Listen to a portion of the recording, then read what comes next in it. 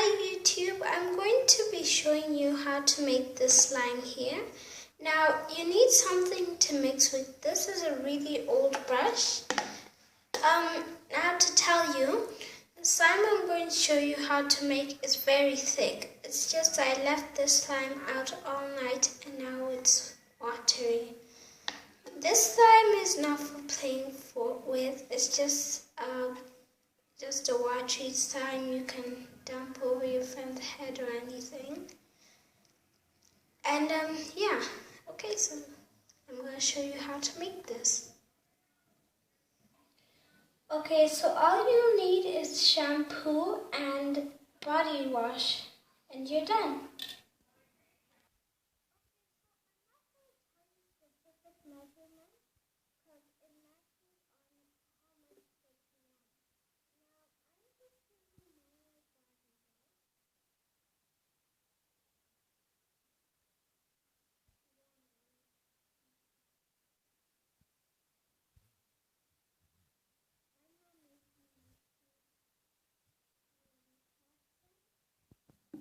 Now, if you have any questions about